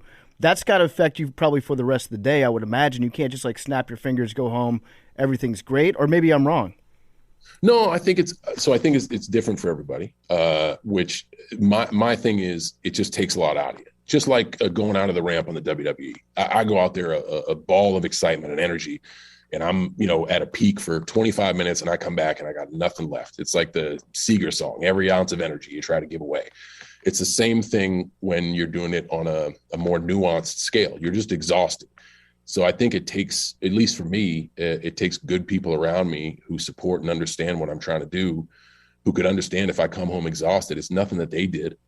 They didn't affect my mood. They didn't affect my trajectory, and just kind of let me either be in it or vent to them or take my own process to get back to sea level. But it's the same as going out in front of a sold out house, giving every ounce of energy you got and coming back and just being, you got nothing left. It's the same process. It's just over a 10, 12, 14-hour day. I saw a quote from you recently. You said that, you'll always have a tie to WWE, and maybe WrestleMania 38, you're not going to be back, but you're a wrestler and you feel that, and it's part of your family. Oh man, I'm a WWE superstar. Yeah, I'm not you a are. wrestler. If you've seen any of my matches, I'm not a wrestler. No, you're a superstar. Have you, so I'm a child of the Attitude Era. I loved it. So I killed it for you, and I'm sorry. Yeah, you did. That's okay. Have you watched AEW at all? Do you think that it's good for competition is good here in terms of both products are just going to raise each other up? Because that was a lot of the Attitude Era, was there was competition and everything got better, and it was, for a lot of people like myself, the glory days of wrestling. Yeah, I haven't watched AEW. Do I think competition is good? I think competition is great. There's internal competition within WWE about performers wanting to be champion or performers wanting to be headliners. I think whenever there's more buzz around an industry, it's good for the industry, and it forces all of us to be at our best. Because if you're not, your segment's not going to be good. Your performance is not going to be good. You may not have a future with the company you're with, and repeated bad segments from the group means the company ain't going to be good, which means the competition will succeed. So I think competition brings out the best in us. I mean, I for all time going out there as a performer, I always wanted to do the best I could possibly do, and certainly, set the tone for wanting to be the best show between Raw and SmackDown, and certainly have eyes on the segments that I was on. I was fueled by a sense of internal competition, not knowing what it's like now to be essentially in a market with a lot of different options. There's a lot of places to watch sports entertainment now, but that would only fuel me even more to be the best that I can be. Yeah. Mm-hmm. I was checking out your social media before this interview to see what was getting you going, and I noticed that you follow 365,000 people on Twitter. Yes. That's a lot of people. Do you actually use Twitter? Do you actually go to your timeline? Yes, I use Twitter. I use Instagram. It's tough to follow the timeline just because of the amount of people I follow, but I'm trying to learn more about the world. I just went into a rabbit hole following EDM dance culture and non-fungible tokens, and also Twitch streamers, because I know nothing about any of these avenues of the world. And there are just like people may not know about WWE, like, oh, well, isn't that the fake stuff, or this happens? But there's fandom to there, and there's passion to there, and there's performers and stories. So a lot of times we're explaining to people like, yo, check out how many people follow me. I'm really glad to say that I allow, or 364,000 people have allowed me to follow them. And I'm learning a little bit about each and every person as I go, and I try to remain as diverse as I can. And I know social media is not the most positive place, so it's also an exercise in developing thick skin. I really enjoy it. Twitter only lets you follow 1,000 people a day. Yeah. So do you do that yourself? Do you go through Twitter and you're selecting who you follow?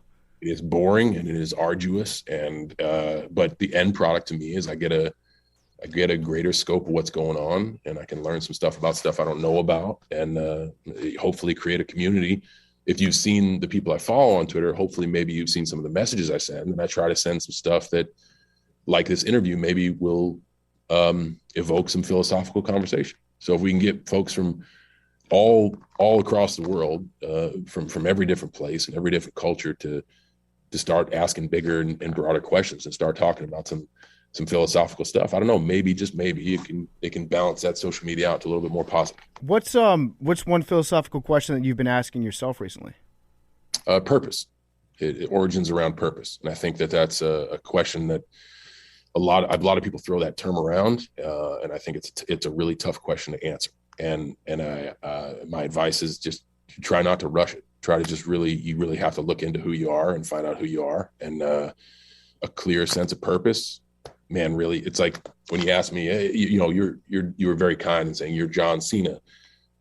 You can do anything you want. What do you choose? Well, a lot of things have to coincide with my values, and certainly it has to fuel my purpose. So that's that, just from philosophy, like not why are we here as a human species, but why are you here as a human being? Looking at that question, why are you here? And it could be anything. And a lot of times people come up with an answer that's really fun for other people to hear that isn't really the answer that is the real answer. And I think taking an honest look at ourselves and maybe asking ourselves that question of why are we here, that's a heck of a start. All right, so John, we appreciate you coming on. Everyone go check out Peacemaker on HBO Max. My last question was simply, it's January. Most people are trying to diet and get in shape. I literally wrote this down. How do you get your muscles to look so awesome? That is a piece of dialogue that should be in Peacemaker, and I'm going to tell James Gunn to write that into season 2. I mean, need it. We need the tips. How do you get him to look so awesome? It's the tips are easy. The application is hard. Make good choices and be consistent, and that's absolutely it. Don't make it a January diet. Make it a lifestyle change. Make good choices and be consistent. And that's it.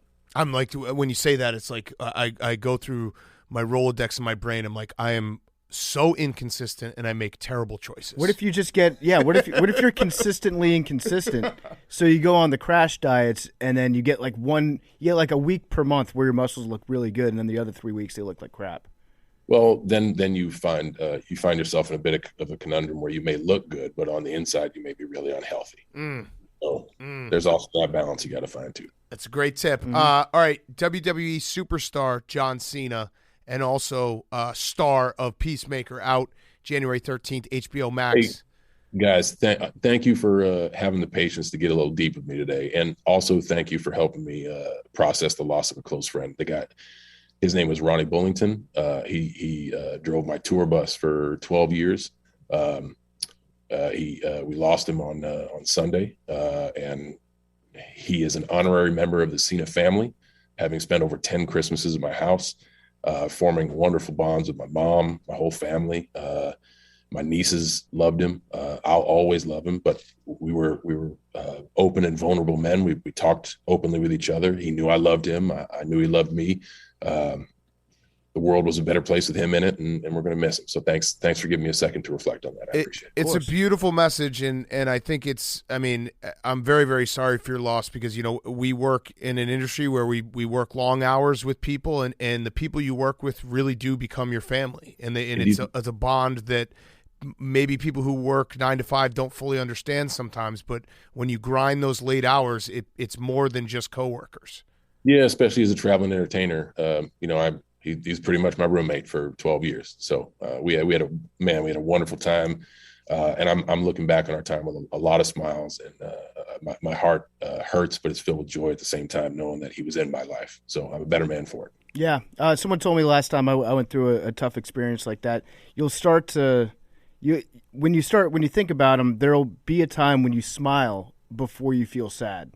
And that might be 6 months from now, it might be a year from now, but once you reach that point, then you can kind of make a little bit of peace and start to have that be, his memory is now a positive thing in your life. But hope, all the best to you and your family, and hope you get through it all right. That's great advice. And like I said, just appreciate you guys. So thank you very much. Absolutely. Yep. Thanks, John. John Cena is brought to you by our great friends at Coors Light. These days, it seems like life forces us to be on all the time, but every now and again, it's important to stop and reset. That's when you reach for an ice-cold Coors Light. It's mountain cold refreshment. It's made to chill. I had a Coors Light this weekend, went out to a bar, ordered a bucket of Coors Lights. They came out. I'm telling you, these mountains were the bluest my eyes have ever seen. The mountains are bluer this year. I don't know how. If you haven't had Coors Light this wintertime, go check it out, because somehow it's colder than it was last year. The mountains are bluer. Everything's go, go, go in today's world. Well, guess what? With Coors Light, it's made to chill. You need to reach for an ice-cold Coors Light. It's refreshing. Enjoy a cold Coors Light today. It's the one that I choose when I have to unwind. Hit reset, reach for the beer that's made to chill. You can get it on Drizzly or Instacart at CoorsLight.com/take.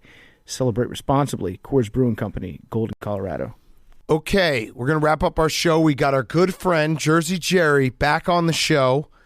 It is Bring Your Lunch Pail / Guys on Chicks. So we're going to talk a lot of different questions. All right. But let's begin with your Steelers. How are we feeling about the playoffs? I feel good. I was just at my desk, just sitting over there, just thinking about stuff, and I think this team could make a run. People laugh at me. I put up a tweet today. I really think the Steelers could beat the Chiefs. I got laughed at, humiliated on Twitter, but I really believe it. If the defense steps up, and if they can contain, Mahomes and Hill. Hill's not 100%, let's not forget. True. And Kelsey. The Chiefs are due for a bad game, man. They really are just due for one. You know what the key to the game is? You got to heat Mahomes up. Mm-hmm. You got to heat him up. Yep. If you can hit him. If you can heat him up. Yep. Break him in half. Yeah. Just make him think about you. For sure. That's when you run into problems with Mahomes, is when he's not even thinking about the rush. When he starts thinking about it, he's liable to do weird stuff. Oh, exactly. And for anybody who's been watching the NFL this year or the past 3 years. Yeah. No, let's say 3 years. The past 3 years. The best defensive player in football has been T.J. Watt. It's a fact. I'd agree. He's Aaron Donald, too. This year, it's T.J. Watt. He's my defensive player of the year. Yeah. Aaron Donald's win rate is very, very high. Yeah, I have a vote. I know you have a vote, but I'm just saying, you look at the numbers, even last year's numbers, T.J. Watt beats him in 5 out of 7 categories. You do have, you are such a diehard Steelers fan. I knew that from, the second I met you, because I think we were maybe an hour into our relationship, and you were giving me stats about how T.J. Watt beats Aaron Donald in all the important numbers. And that's a great fan characteristic to have, just walk around with info in your head to get into debates. And knowing it's not really debatable because it's a real number. Right, you close it. We watched Sunday Night Football. We were here in the studio. We were all watching your stream. Yeah. Confirm or deny, there were tears in your eyes. Yeah, I was crying. Just a little. I was crying, when Herbert got the 2-point conversion. I just started tearing up, and I'm like, this is it. This is how Ben's gonna go out, and it's not fair. You know what I mean? And I'm so happy. I even donated to Carlson's charity. He has a bunch of charities. I love that. I even donated $50 to his charity. Ultimate fan move. Out of respect, you know what I mean? And Didn't the Bills build an entire wing of a hospital for Andy Dalton? I think they saved 1 million children. Yeah, incredible. It was crazy, But yeah, dude, like I said, Big Cat, I think this team is, the story of the Steelers this year and even last year. They just find a way just to win. They just find a way to win, and I think Tomlin does a good job of rallying the boys around him. And I wouldn't be surprised. There's a lot of Steelers fans that will be like, oh, my God, I'll be so surprised if the Chiefs lose. I won't be surprised. No. I won't, because they're due. They're due for a bad game. Yeah. Okay. I love the confidence. Yeah, I like it too. When you were watching it on Sunday night, were you thinking like this is rigged? Did you actually think 100%. 100%. Why? I'm just curious to know because there was so much weird stuff going on during the game. Yeah. I could see why somebody would be like, "This isn't adding up right now." But from your perspective, why do you think the NFL at the time? Why did it feel like the NFL was out to get the Steelers? Because this is exactly why. I'll tell you this: when there was a part in the game where it was almost not impossible for the scores match up and be right, and then just how somehow, some way, in the fourth quarter, the most important quarter of a football game, the scores magically are going to line up if this team gets a touchdown and a 2-point conversion. It's like, wow, it's rigged. This is rigged for ratings. It's rigged for views. That does happen in football. Overtime does happen. It does, but how many? Let's say this: how many times has it happened this year? You think Overtime? Didn't the Steelers go in? Yeah, the Steelers tied a game. They had a tie. we tied a game? They Yeah, tied a game. but if you break down every single But NFL just game, Sunday? Yeah. Well, the overtime there was that game. no, we tied against the Lions. Yeah, but you went in overtime against the Ravens too. You're Yeah, right. Yes. yeah, Yeah. the Ravens. But I'm saying, how many times would you say this year in total in NFL? I would, off the top of my head, I don't know, like 7? no more. No, than, more probably than like that. 15. I was gonna 16. say maybe Jake will look up right now. I would say like 25. No, I'd It say felt like one a week, maybe a couple extra. It did come down to the end, though. To be fair, there were 2 seconds left on the clock in overtime when that field goal went through, and it seemed like the Chargers were content to get a tie. The Raiders were content to get a tie until that timeout just kind of like shook everything up real quick and kind of snapped people out of whatever fog they were in. Yeah, I don't agree. I think they were going to try the field goal regardless. Do you know what's funny is the reason why the Steelers are in the playoffs is because of a tie. For sure, yeah. The one If they had saved lost them. that game to the Lions, Saved them, yeah. they would the Raiders and the Chargers would be in the playoffs. Good point. Yeah. So- the tie saved them. Tie did save you. Yeah, and I read a good stat today.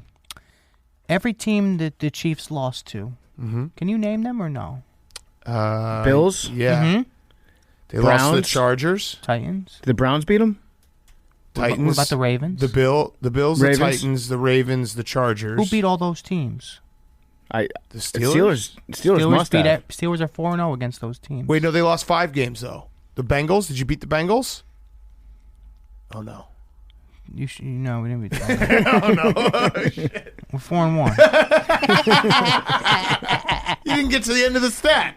Yeah, That's okay. It happens. But we played good against all 4 those and teams. 1. That's Yeah. an 80% chance you're going to win. Yeah, exactly. If you do the I don't know what that these would guys be. I'm getting my stats from lately, they're just wrong stats. Wait, where are you getting your stats I mean, from? what about the stat I said the other day? It was a fake stat. He was like, Jerry was like, Big Ben is the longest tenured quarterback of all time for a franchise. I was like, didn't Tom Brady play for the Patriots for 20 years? Yeah. And it was Where are just you a getting fake this- stat. Who's your stat guy? I mean, it's the hashtags on Instagram. Oh, like Steeler stats? Yeah, like I just put the hashtag Steelers and it just.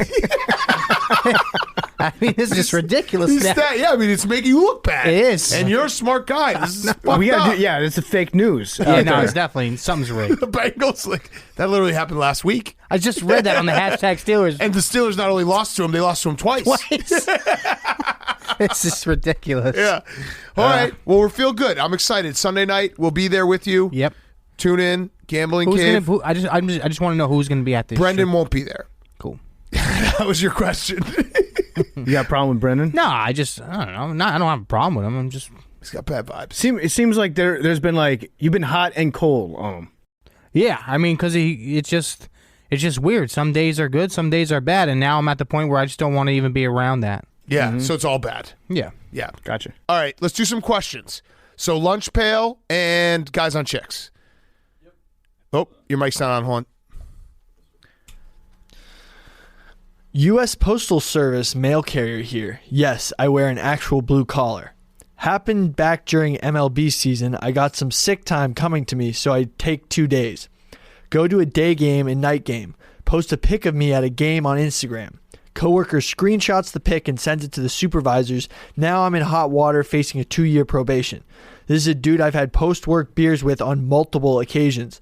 Question is, how to handle things with the dirtbag trader. With respect, proud union member local 377. Yeah, this happened to guys at my job all the time.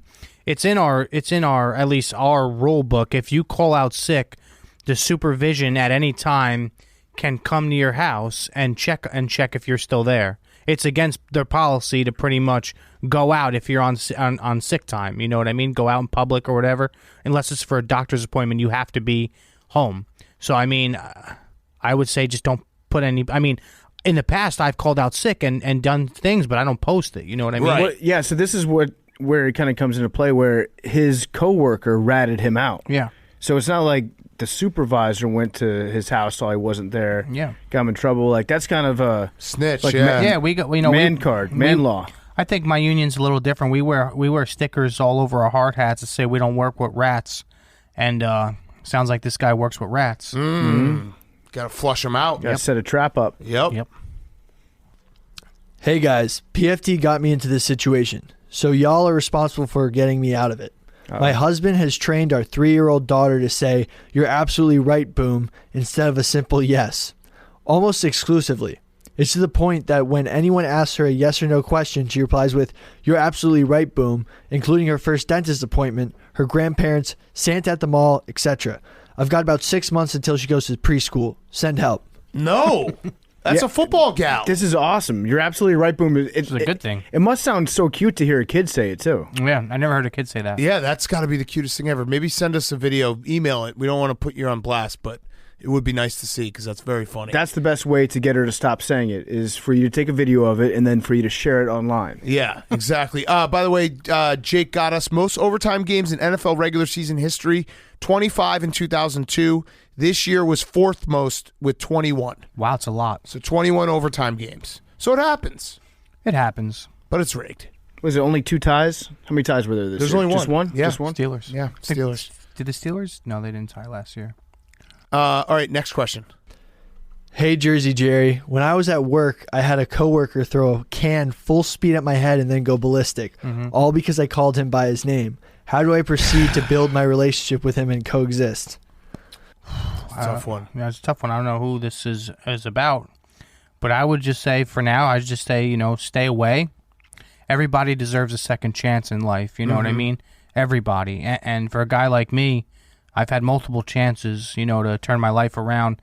I'd say give this guy a chance and let him prove everybody wrong and get the help he needs. And then maybe down the line, you hear stories of people hating each other for years, and then one day something clicks and they become best friends, So I could see a scenario like that happening here. Also, sounds like, again, we don't know who we're talking about here, but sounds like it might be a little fallback plan being in, major leagues.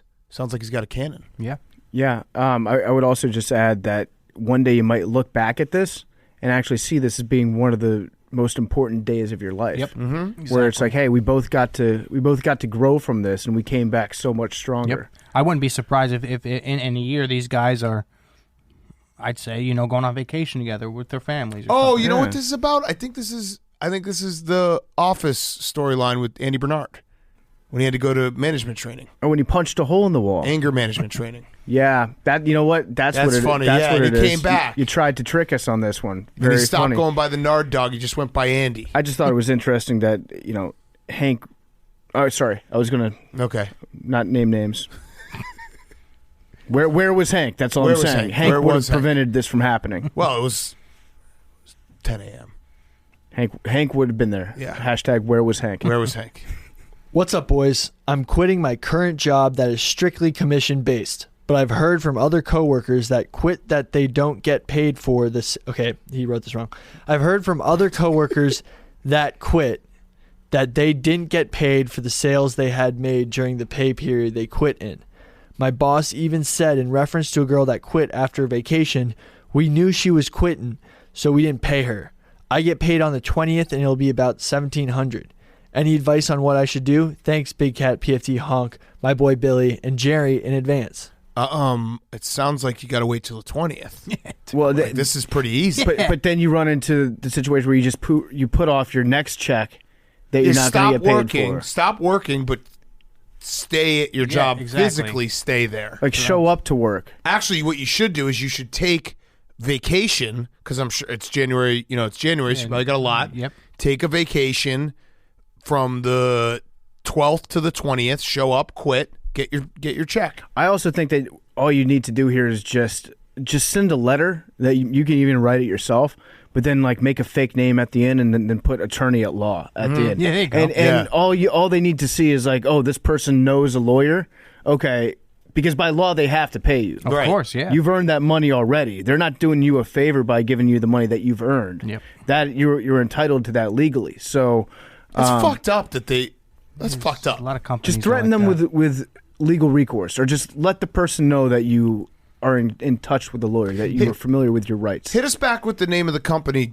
Jersey Jerry will do a rant video. Oh, yeah. I will. He'll get in his car and he'll fucking blast these I will. guys. I put people out of business. That's just what I do. Jiffy Lube's never been the same. Nope. Nope. Look at their stuff.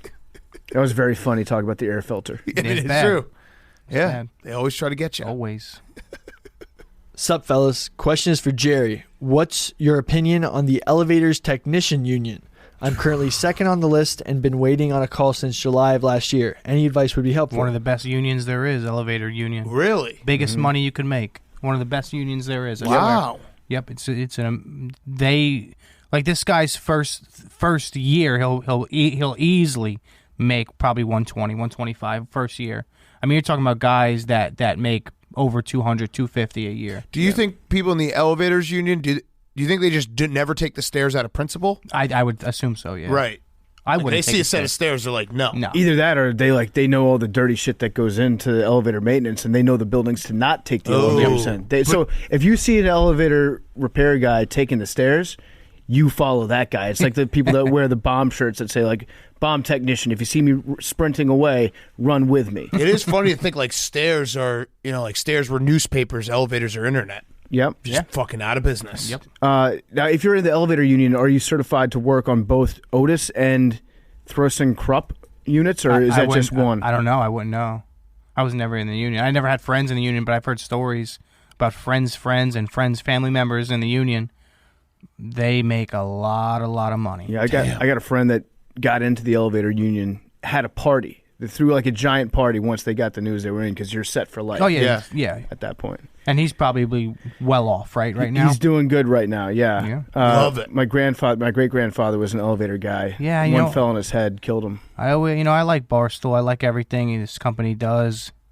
I still got those thoughts though. What? Going back, I Union? still got those thoughts. We could unionize. I don't know if Dave doesn't like that. Yeah. As a joke. Yeah. Billy, go ahead. Last one. This is more of a question. If the Steelers lose Sunday, What was the other one? this one's specifically a question for What have we been Jerry. doing? For Jerry. If the Steelers lose Sunday, would Jerry do a live stream of him doing a sink full of dishes? Oh. If they lose. No, if they win. Yeah, I think that's So if you don't know, Jerry's internet stardom started with Blake Bortles, who's a very good friend of ours, ruining the Steelers season. Yep. And Jerry was screaming at his mom, "You won't find me doing nothing, no dishes, no nothing. You'll find me hanging from the ceiling." yeah. And so I think if the Steelers win the Super Bowl, then you do dishes for a week. Oh, I do dishes for the rest of my life. Did you do any dishes that week? That I probably did that week because my mom would have just snapped on me. But I definitely, So it was an empty threat? yeah, I definitely didn't do them that day though. Yeah. I'll be honest. But definitely during that week, I cook a lot, so So you and your mom had like a stare down, a game of chicken. Like, will Jerry kill himself or will he do the dishes first? She was pissed. She was pissed that got released. But yeah, I mean, I still go crazy, man. I try not to let myself get to that point anymore. But I Just think cry that's during not overtime? true at all. Yeah. Yeah, like I mean, you but just, that's what we like. She's You upstairs, you you know what I lost it mean? Out of a couple respect, I try to tone it down. Because in the gambling cave, you go crazy. Yeah, because I'm not home, you know what I mean? But, like, even if you notice in the live video, I was trying to stay quiet for the most part because I didn't want her coming downstairs and just snapping. Yeah. Do you make bargains with the universe going into games? Like, just telling them. Oh, like I'd do anything. I'll do this if if we can just pull off this all one week, win, yeah. one last win. Like my dream, like if I could have one dream and one thing come true, it wouldn't be for me to be a millionaire. It wouldn't be for my family to be set for the rest of their life. It would be for Big Ben to go out like the bus did with a ring. You know what I mean? Okay. I'd love that. I'd do anything. I'd do anything for that. Anything. Beautiful. All right. Well, Jerry, thank you. Good luck. Sunday night we'll be with you. Let's do numbers. Let's guess numbers. Yeah, 66. What do you not? How do you not? What? 8. 7? No, 66. Okay. 6. I'll guess 69. 7. Would this be their 7th title too? Yeah. So 7. Big Ben, a sign that I had. Last time they won, they were the 6th seed. Yeah. This time they're the 7th seed. Steelers have 6 rings. Yeah. Number 7, Big Ben, 7 Super Bowls. 7th seed. 7 seed. 7th seed, number 7 It's gonna happen on the uniform. What's the day of the Super Bowl? What's the date? February 7th. No. it's not. I know, I just made that one up. All right. 13th. I'll go 7. Do I need to be suspended? I'll leave it up to the committee. I think No, Jake, last week. Jake, you don't self-report. No, you can't self-impose punishments. That's what I did last week. Yeah, no. Yeah, So- no, you have to I'm suspended. Notes app No- thrown. No, just- no just suspension. notes app? Yeah, just Okay. notes app. That's We've fair. suspended enough people today. Memes? 3. 44. All right. Notes app tomorrow.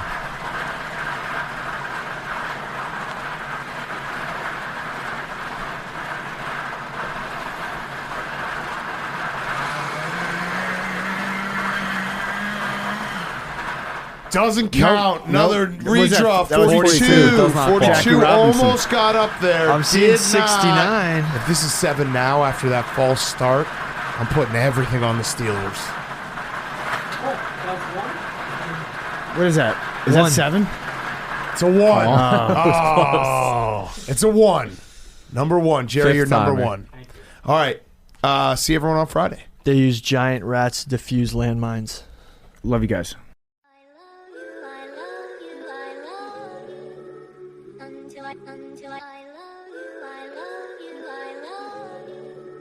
Until I find the day, the only words I know that you. Until I say the only words I know that you. Until I talking away. No, I don't know what I'm to say. I'll say it anyway. Today's another day to find you shying away. Oh, I'll be coming for your love, okay? Shying away. Oh, I'll be coming for your love, okay? Take on